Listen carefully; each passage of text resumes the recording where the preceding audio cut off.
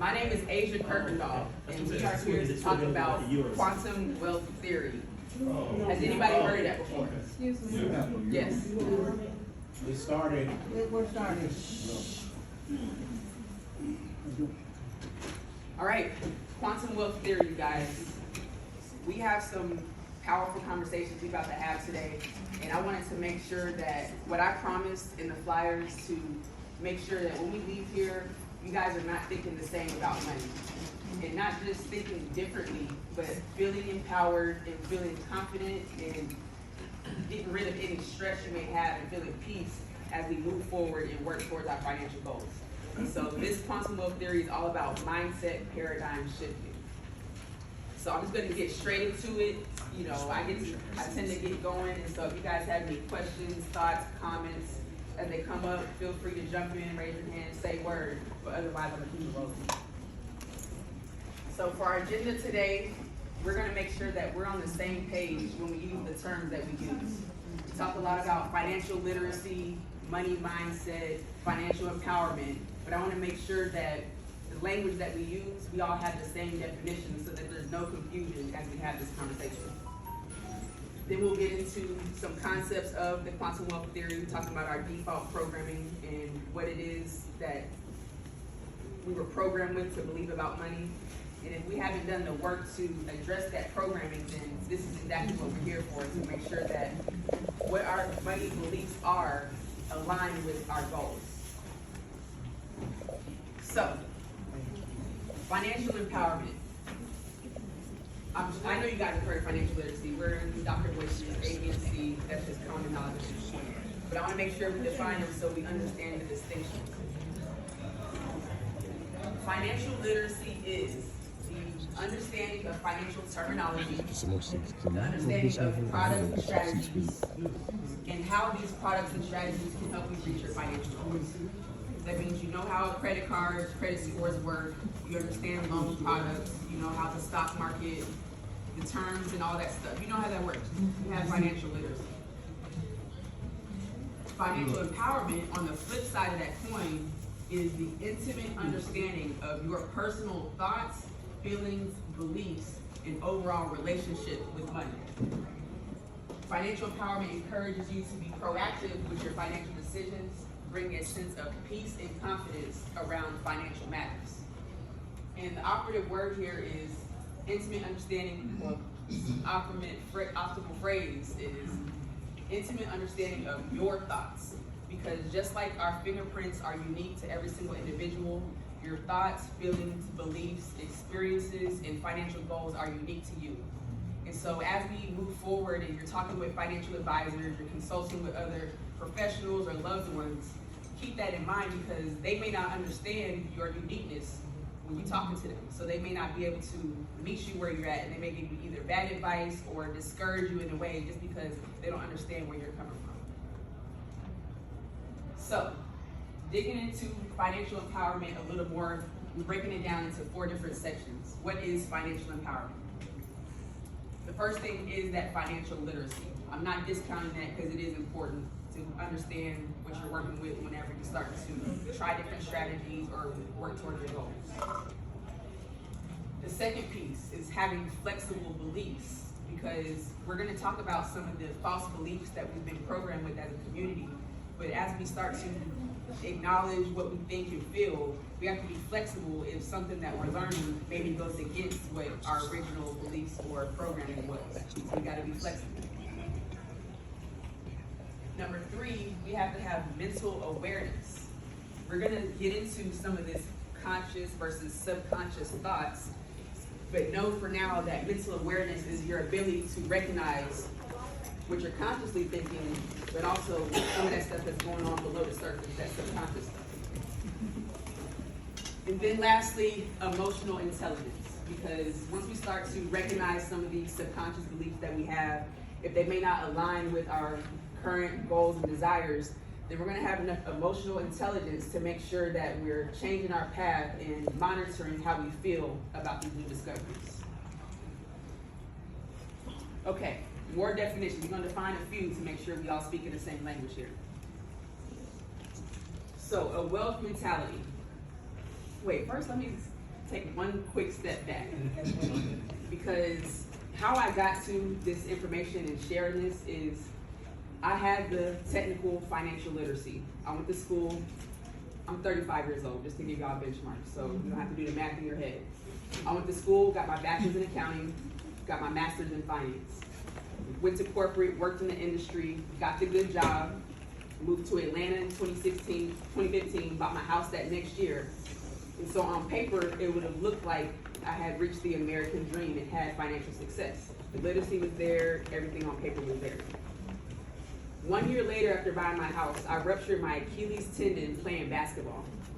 It was gonna cost me $5,000 out of pocket for the surgery. So, $5,000 out of pocket, I didn't have any savings.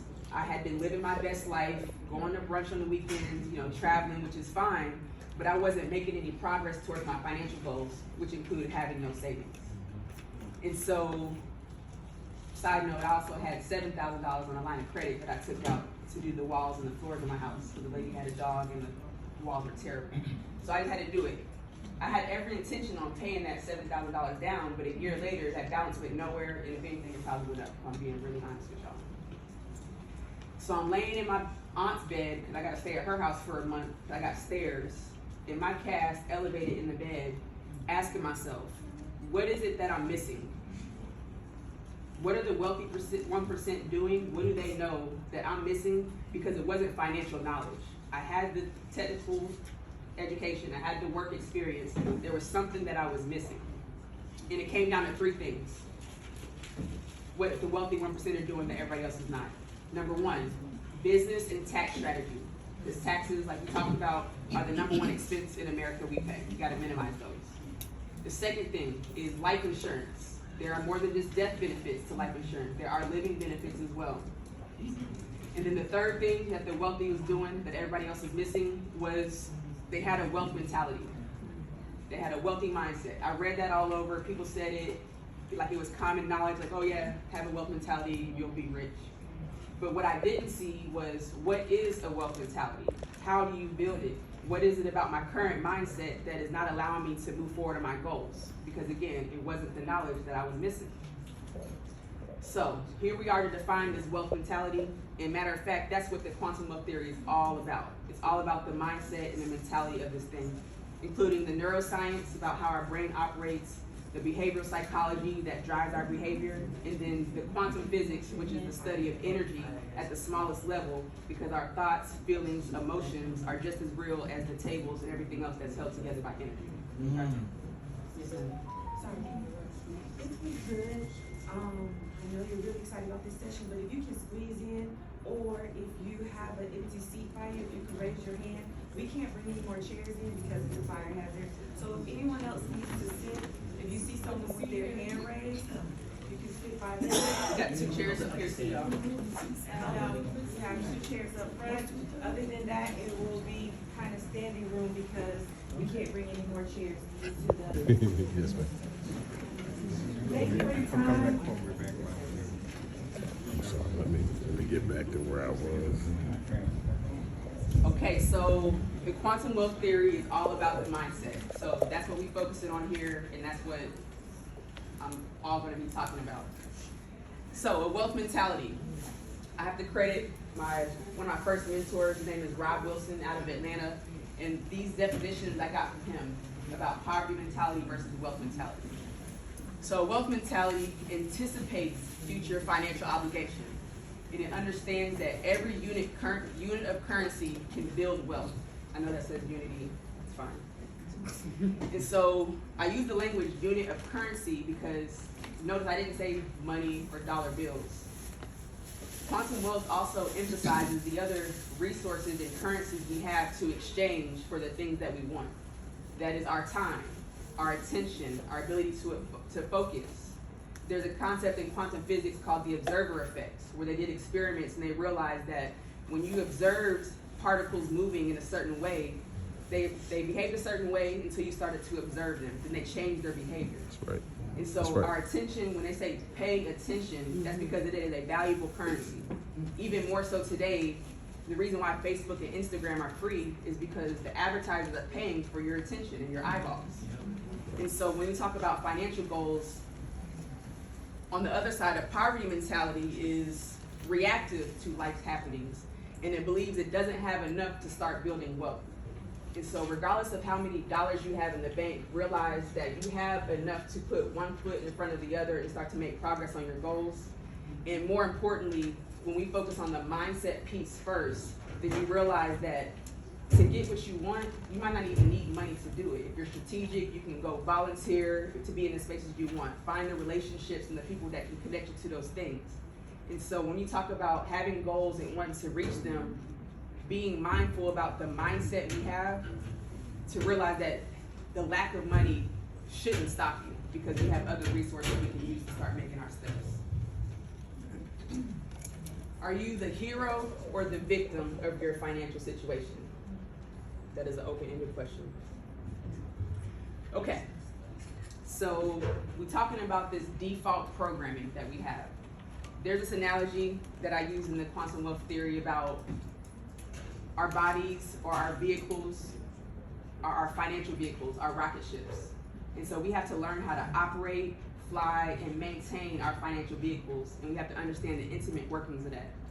And so this analogy will help us understand that, because our brain is like our operating system. It is taking information in at every second of the day. It's giving signals to your body on how to feel, and ultimately it results in how we behave. So your brain is your operating system. It's molded by all your past experiences and your past beliefs. Number two, our thoughts are like our command, like the remote control. The thoughts that you have are going to be commanding your steps and ultimately commanding how we're building this new programming. It includes your words and actions. And then lastly, the emotions, y'all. We have a few slides on this, but this is just to give us the analogy so we, again, speak in the same language. Our emotions are our fuel. It is the engine to our vehicle. Period. Let's move on. So, let's start with some brain science. So, triune brain model. Tri meaning three. There's this theory that over time our brain evolved into these three sections. This red part here, they call it the hindbrain or the monkey minds. This is the part of the brain that when they were cavemen or hunter-gatherers, however you want to call it, that drove them to live by their instincts alone. They were focused on survival, and this is the part of our brain that regulates our autonomic bodily functions, like your breathing and your heart rate. This is stuff that you don't have control over.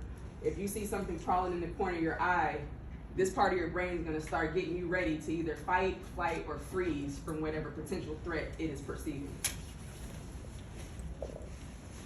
Next, we developed our limbic brain. This is where we start to have emotions, and we want to seek pleasure and avoid pain. And we have rewards that we strive to, as opposed to just surviving, making sure that the family's fed and not thinking about pleasure and pain.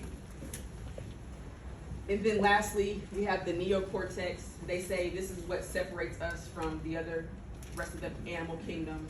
It is our ability to reason and plan ahead, and the intelligence and the language that we can use.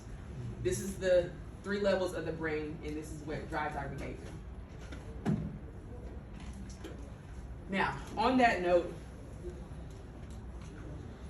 we no longer have to run from saber-toothed tigers while we're hunting and gathering anymore, okay? But you may get a text from your spouse or somebody like, we need to talk now.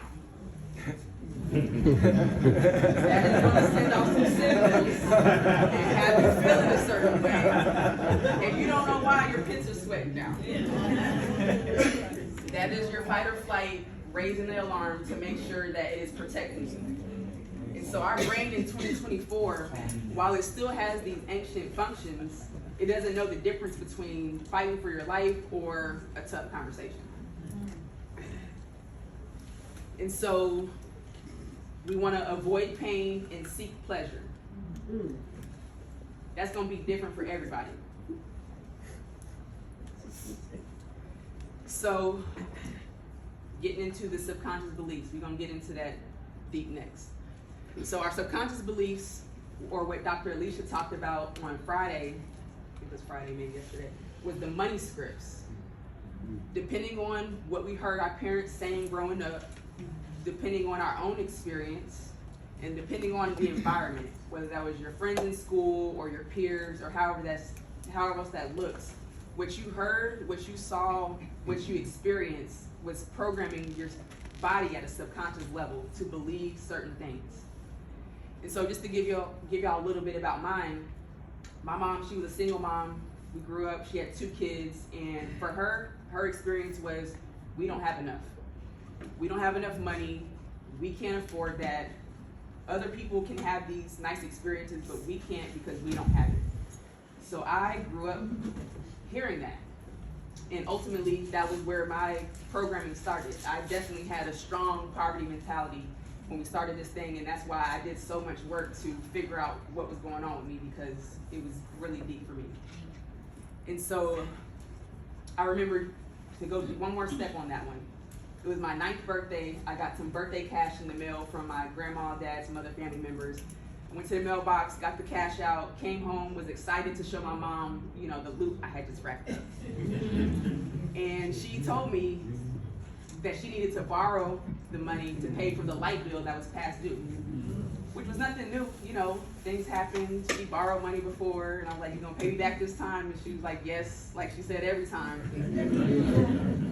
And in hindsight, I know now that that experience taught me to hoard money, because I always thought there was going to be some outside factor that came in and took over my money. And so because of that, I was a good saver growing up. I just saved all my money. We didn't want to spend nothing. Again, like Dr. Alicia talked about, being so tight, you don't even want to enjoy yourself because you're holding on to that money. So my mom saw that and she said, "Asia, you're good with money. You're going to go to school. You're going to get the good job. Go ahead and study money so that you don't struggle like we did." And so that's what I did. I told y'all the programming was me. I just did what they told me to do. So, cognitive dissonance. Who has heard of that term? Thought so. So cognitive dissonance, for those who haven't, is cognitive meaning brain function, and dissonance meaning disconnected. So the first example is already up there. If your belief in your head is that I want to make more money, you believe you want to make more money, but subconsciously you were programmed to believe money is the root of all evil, you have cognitive dissonance. And ultimately, we're going to talk about how powerful the subconscious mind is, because ultimately that's going to win over every time. Every time, most of the time, I'll say. Just don't quote me. So money is the root of all evil. Who's heard of that? Who knows where it really comes from? The love of money. For the love of money is the root of all evil. Right. I don't know what scripture that is. I'm gonna find out for next time, I promise. But it's in the Bible, and we just, like any good game of telephone, got misinterpreted along the way. Another one, debt is bad. Who's heard that one? Right. So the idea we talk about in the book is there's productive debt or there is destructive debt. And again, because you're unique, what's destructive to you may not be destructive to me. Let's say I have a fashion business and I'm looking for brand partnerships. I may want to go out on a limb and maybe charge some items of clothing because I know that's going to get me in front of the brands that want to put me on and ultimately pay me. So the idea is productive debt is going to help you either increase in value or generate more income or revenue. Versus destructive debt, they decrease in value, they're not adding any future income to your life. A good job guarantees financial security. Who's heard that? From the grown ones, I can tell there's a lot of us. Especially in college. So what happened during the pandemic to all those good jobs? Well, we got shut down. Non-essential, okay? And so that was the perfect proof, because now it's not so intangible, this idea like, oh wait, what do you mean my good job isn't security to me? Well, we just saw on a global mass scale what that looks like, so we don't need a whole lot of convincing around that. And then lastly, still in the brain, the advertising game. They know exactly what strings to pull to get us to buy, whether it's the colors, the shapes, the smells, the sounds, the emotional pleas they have. And so what we're going to be talking about is making sure we're getting crystal clear on that unique vision that you have. We call it your North Star vision. It's 5 years into the future. What does your ideal lifestyle look like? Because once you're super clear about that and those details, then you'll know day to day if a certain decision is either getting you towards that or going away from that. And it's also realizing that we may have immediate desires and pleasures now, but we also have future desires and pleasures. So I don't want to get ahead because we're going to talk about instant gratification and how we can flip that to work for us. Oh, wait. Instant gratification.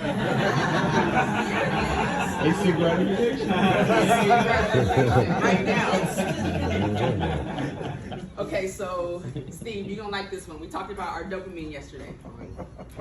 So dopamine and spending. Dopamine is a chemical that our body produces that translates feelings of happiness and pleasure. And so our nervous system uses that to send those signals to our feelings.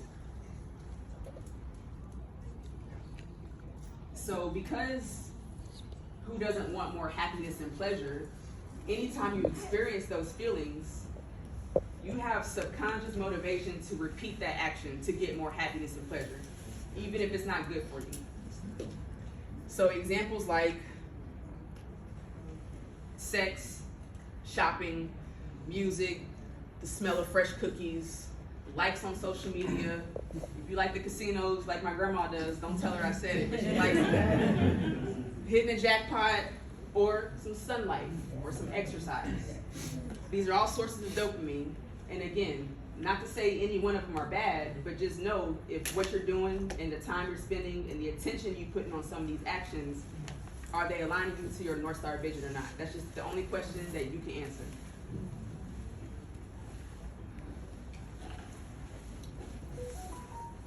Okay, so this dopamine system, it's a signal, reward, behavior, repeat system. So we're gonna talk about how to hack that system. So there's an experiment they did where they had a bunch of mice in a cage or box or, wherever they put mice to do experiments on them. And they were testing their dopamine. So there was a signal, a light came on. The action for them was the work. The mice would have to press this button 10 times. And after the 10th time they pressed the button, there would be a reward, like a pellet or something. So they continued to do that over and over. Signal, work, reward. Signal, work, reward. And after studying them for a while, they realized that the dopamine spiked not when they got the reward. The dopamine spiked when the signal went off. So what does that mean? That means that they had the feeling of happiness and pleasure from the anticipation of the reward, not from having the reward itself. So for one of my things was, my name is Asia and I'm a recovering shopaholic, okay? And so in terms of shopping, you go out, you're looking for the bargains, you find the things, this is cute, I want that, it's gonna look good. And then when you get home, you may have a little buyer's remorse. That dopamine wore off. Okay. So when we talk about instant gratification, if we paint our North Star vision clearly enough, then we're not worried about having what I want now. I'm pleasurably anticipating the future that I'm designing and desiring. And so when you're clear enough about that, you can bring some of those emotions that you've painted the picture, you know what you want to do. When you wake up every day, you felt that. Whether you do that through some visualization, through some prayer, through meditation, whatever your method is, making sure you're getting super clear about that North Star vision and you know exactly what you're desiring to feel like. Because when you're clear on that, now when you're about to go out to your shopping trip, or when you're already there, maybe you just like to browse and see what they got going on. Yep. You can put it all in the basket if you want, but you can also leave that basket there. Okay? Because I'm talking to myself, y'all. I learned that with my sister. She'll go shopping and it's nothing, or like one thing. And so when you realize that the goals you are working on are more important than having this cute thing right now, then you're empowered and you don't feel so bad about not getting that instant gratification. Okay, now we really getting into it. Got 10 minutes, y'all. We're gonna get to it. All right. So this is a picture of what we're calling the iceberg theory. Sigmund Freud had this idea of consciousness and the different layers to it. And so when we're talking about the subconscious mind, oh wait, look, y'all got a pointer on here.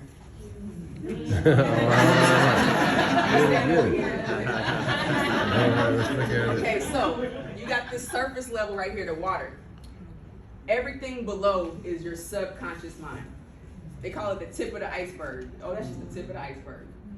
Because the mass part of it, the majority, the heavy weight is below the surface that we never see. So this conscious mind up here, we're calling it self-conscious. You are aware, these are your current thoughts and perceptions. You are listening to me, you are sitting in the chair, you are paying attention, you're having your own internal dialogue that is going on consciously right now. You're aware of it. Now, right below the surface, we're gonna break this sub into two. So right below the surface, you got your pre-conscious mind. This is where your memories and past knowledge are. This is where memories and past knowledge meaning you may not be thinking about all your memories right now, but at any given chance, you can go reach down right below the surface and go pull it up like, oh yeah, I remember that. You know, it's right there. You ain't gotta go too far. You can pull up some of those pre-conscious memories. And then lastly, we got the unconscious. That's way down deep below. That's where some of your uncontrollable urges and impulses come from. Where some of those thoughtful pains and feelings that just come up and you didn't even want it to come up. I wasn't trying to think that, but here we are. Now what I'm gonna do with it. And so we're gonna hit this in a few different layers. So to illustrate the iceberg theory, Plato has this idea of the tripartite soul. He talks about the man, the lion, and the monster. So the man, he's the conscious being. He can have logic and reason and plan ahead. Now the lion, that's like your heart. That's what drives your emotions and your pride. This is your pre-conscious mind, right below the surface.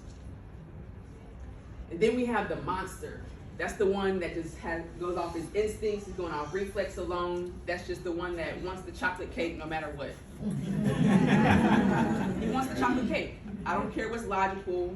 You know, my emotions may tell me I want to fit in that outfit that, I'm striving towards for my event in a couple weeks. That's my emotions telling me that. For some reason, I still eat the cake. Why is that? Because this monster, this beast, this deep unconscious part of ourselves is driving our behaviors. And so, one more. So the way we use this trio to make better decisions, start putting our actions in front of to align with our goals, is the man goes ahead and trains that lion. Just like the lion in the circus, they train the lion to do all the tricks. And together, this man and the lion can now tame the monster. So you're using your conscious thought to tap into those emotions and the pride, and you're gonna tame that monster. And so just to give it visually, this is what it looks like.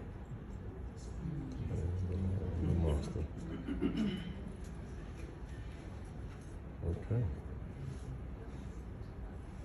Okay, so if I had to sum all of that up to a couple bullet points about the default programming that is our subconscious minds, it directs 90% of our behavior. It is driving 90% of our decisions. Until we've decided to do different and to tame and to reprogram what our default beliefs were, it's driving 90% of it.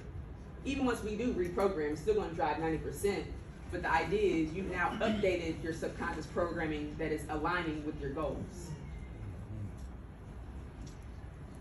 Your subconscious is empowered by highly emotional events. if you ever wonder why certain experiences stuck out more to you, and you feel every time you think about it, you feel the emotions again, just like it was yesterday. Because when you have a high emotional state attached with an experience, you remember that it sticks better. And so we can manufacture, as we're doing this reprogramming, we can raise our energy, whether you're doing jumping jacks, juggling, dancing, having fun, playing. That helps with, they call it neuroplasticity, and that's our brain making new connections, making new programming. Our subconscious consolidates information and converts it into long-term memory, because in any given moment, your brain is taking in millions of bits of information. You may be consciously looking at me in the screen right now, but you're also noticing this tan wall over here, the way the seat feels up underneath you, the cold air that's coming on your neck. But you weren't consciously paying attention until it just came in your awareness. And then, now this is really probably what you guys came here for. RAS. This stands for Reticular Activating System. And if I did this right, that's gonna be the next slide that comes up. Come on, y'all.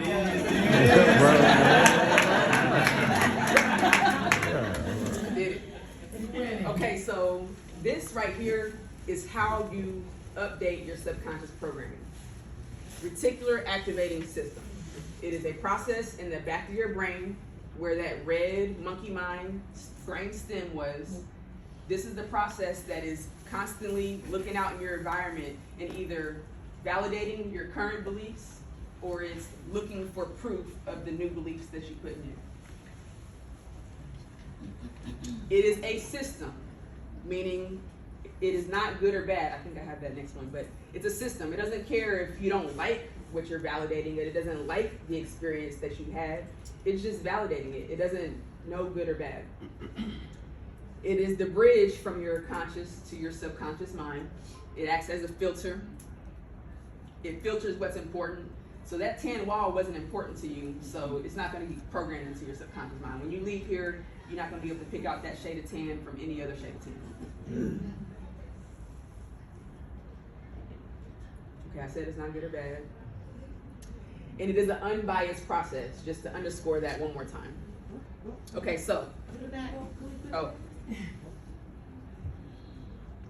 Because I'm just now going to walk you through this little 4-step process of how this system of programming works.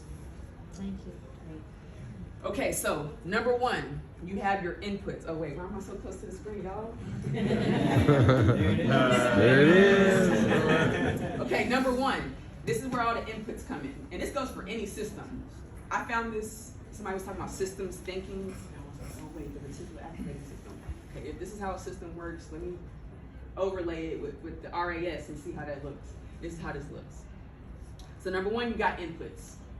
Again, your 5 senses, your sight, your smell, your touch, your taste, your hearing, you're taking in information.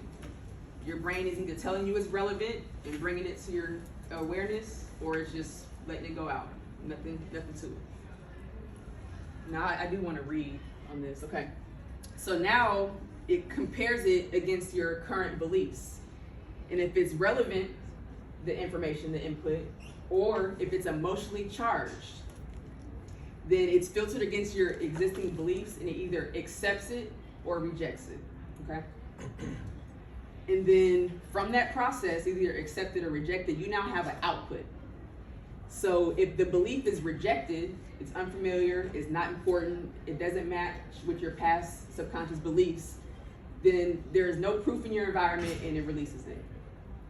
But if it's accepted, then it is validated by your current beliefs. Now, we are talking about reprogramming. So if your current beliefs may not acknowledge that you do have access and the resources that you need, you may have somebody that comes across you, you meet them, they tell you what they do, and you may not have recognized how that person could have been the one to jump skip you across the line and get you to your goals and may not have needed the money to get there.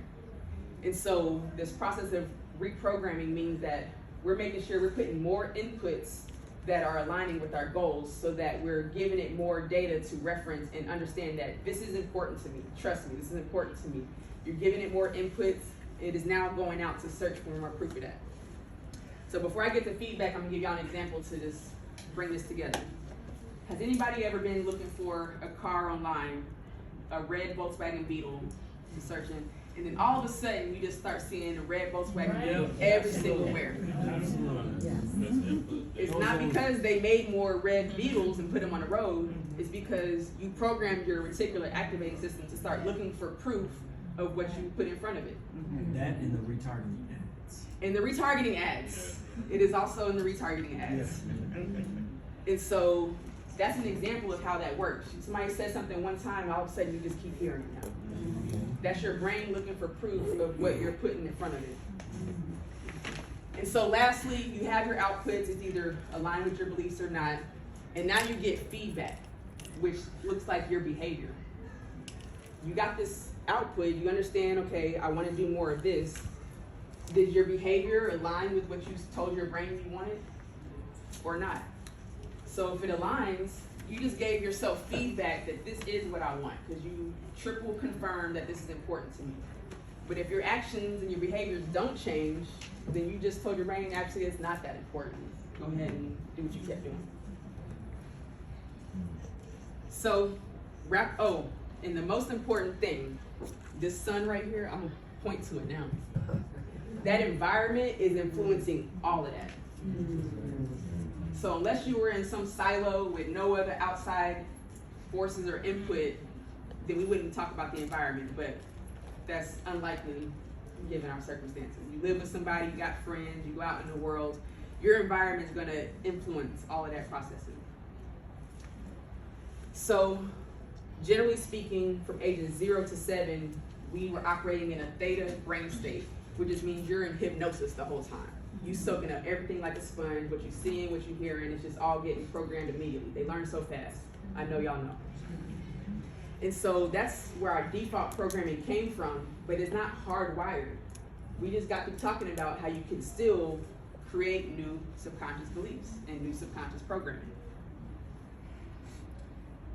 This reticular activating system optimizes or creates habits, specifically subconscious habits, to optimize your energy. A great example was when you were learning to drive a car. When you first got in there, you're like, okay, hand here, hand there, this foot goes here, okay, wait, you're looking around, you consciously having to figure out how to move this vehicle. But after a few years, you get in there, you on the phone, you doing your makeup and eating at the same time. You're autopilot, you remember how you got home. Why is that? That's because your reticular activating system programmed that habit into the subconscious mind. Because you did it enough, you've done it repetitively, that you told it was important by how you treated that behavior. And so now you no longer have to consciously think about it, it is a programming for you. So you can create new subconscious programming. Motivation and alignment.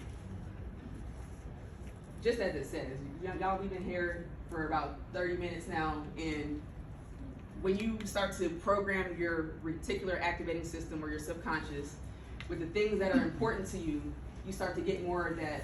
We're going to talk about brain-heart coherence, maybe, and how you're in alignment. Don't rush, because I don't think there's any sessions after this, and so this is important. So I don't want you to rush. Okay. But I think there's like a break after, so we go over a little bit. Okay, y'all cool with going over just a little bit? Yeah. Okay, okay, cool. You spend it, so you don't I appreciate y'all. I really do. I really We do. have time to break after this, so we're gonna fill up the time with this knowledge. Okay, thank you very much. I appreciate that. We don't need these workbooks. Yeah, hey, I got them right here, y'all. Thank you. Okay, so what you're bringing into your awareness, what you're paying attention to, the behaviors and the actions you're taking, they are either reinforcing your existing beliefs or you are creating new beliefs by either repetition or emotionally charged events and activities and thoughts and feelings.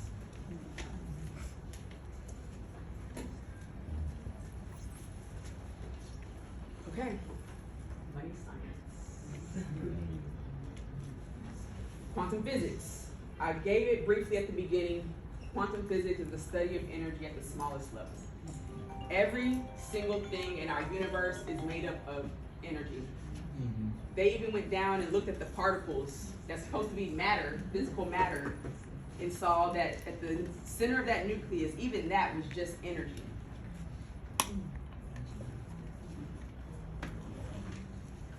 Everything is made of particles that's held together by energy, okay? So we have this podium, this table, these books, you have your shirt. These are things that are in physical form. They are particles being held together by energy vibrations. Your thoughts, your feelings, your emotions are also energy. They are just as real as the physical things we can see and touch. We really talked about the observer effect. Your ability to observe and pay close attention will change the behavior of these physical particles.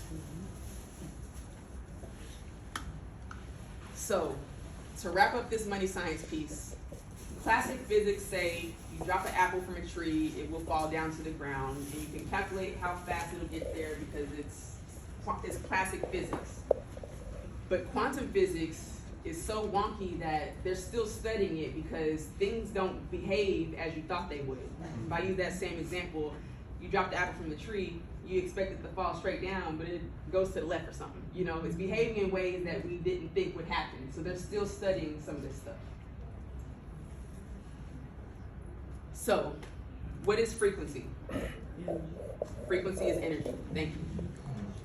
So, the example we're going to use to tie in this piece is H2O. That's 2 hydrogen atoms or particles with 1 oxygen particle. So somebody tell me what's the difference between water, ice, and steam if it's all H2O? Temperature. Solid gas. Temperature, the form it's in, the rate of frequency of vibration. They vibrating at different rates. That's what makes them come up in different physical forms. Okay. Now we're talking about emotions. The analogy at the beginning told us that emotions are our fuel. They come from our engine, which is our heart. It's what's going to fuel our financial vehicle. And so this comes from Dr. David R. Hawkins. He had a book called Power versus Force. I really enjoyed that book. I bring this chart here today because you can see how certain emotions have different levels of frequency or energy or power. And so you see at the bottom this shame, guilt, grief, fear. Those are not very powerful emotions. They may feel powerful in the moment because you're feeling it, you don't like it, it's all you can focus on. But when we're talking about using our fuel, our engine, the power that we have to generate the life we're desiring, then we realize peace, joy, and love are much stronger emotions to use to fuel our desires. All right, so we're going to break down emotions one time. So there's 4 pieces to these emotions. Number 1, there's the mental piece of the emotion. Remember, your brain is taking in the information, it's seeing what it's seeing, until one of them triggers you or makes you feel a way. Now your brain has sent the signal to your body to make you feel an emotion. You didn't feel anything about that tan wall, but you could get some other information that will make you feel a way. So the first piece is the mental. Your emotions originate from the mind. And remember, your mind is a continuous flow of information processing. So at any given time, emotion could just pop up on you. You didn't even know where it came from. Maybe something subconsciously it recognized was picking up and then it sent that signal. Then it's translated into our biology. Now we start to feel the emotions through sensations like heart rate or sweating or that pit in your stomach, whatever that looks like for you, depending on the emotion. Now it comes out as behavior. How are you behaving in response to this feeling you just felt? Are you expressing that emotion or are you repressing that emotion? Then lastly, your emotions are vibrational. We just saw that chart, the triangle, that showed us that there's a different frequency that comes from the different emotions. And the cells that are being inundated with these vibrations and these feelings, this concoction of chemicals that come from your brain, because that's how it translates emotions. Can also be affected by memories, because our brain doesn't know the difference from us experiencing something in real life, us imagining a past memory, or us visualizing a future scenario. Our brain treats that all the same. So you could be thinking about something that happened in the past, but you may be feeling like it's happening again right now. Okay, brain-heart coherence. I'm almost done.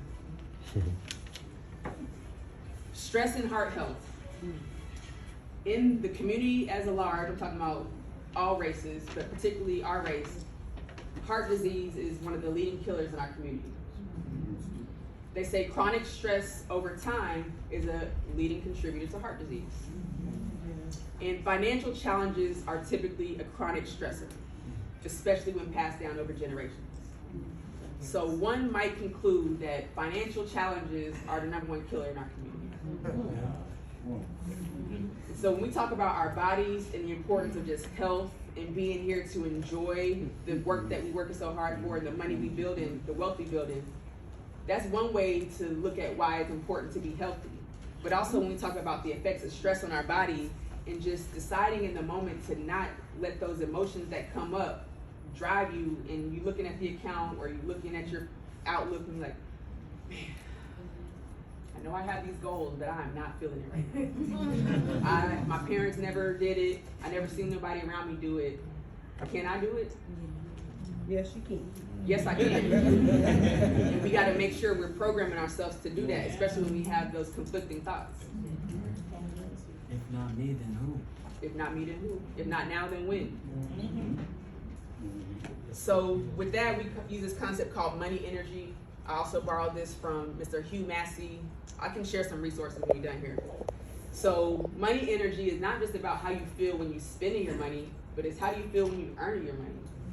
What kind of emotional state are you in when you're waking up going to work every day? Yes. Not saying you gotta love your job, but if you walk in like, I can't wait till and you just in this energy, then that's going to translate through when you spend it, when you save it, invest it. You're not going to have enough fuel to power yourself to keep reaching those goals.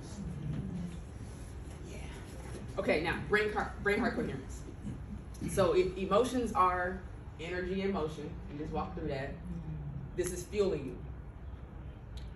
So there's this institute called the Heart Math Institute. They've been doing a lot of studies on the heart, and what they found was we talk about a lot of our brain and how it's our processing unit and how our brain is commanding all the things and how powerful it is. But what they found that is the heart is a different kind of brain. It also has neurons and synapses, and it has memories. What it also does, well, real quick. So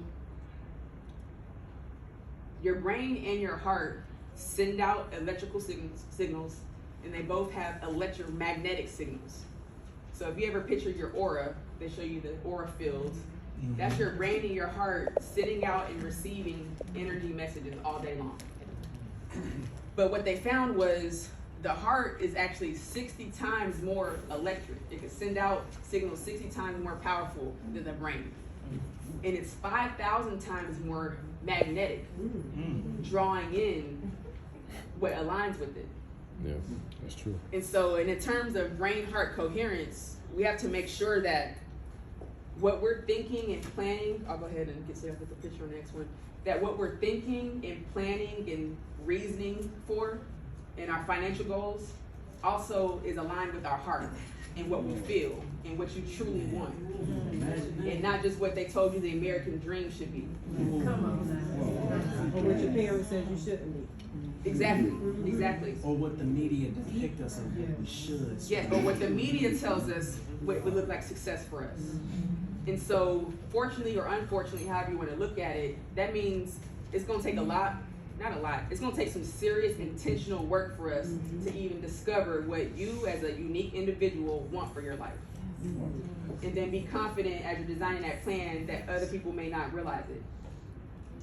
So, some side benefits of having your brain and heart coherent are reduction in stress, more adaptable to change, more physiological well-being, higher cognitive capacity, performance improvement, resilience, problem solving, mental clarity, emotional stability, better access to intuition and creativity, and then regenerative and anti-aging processing.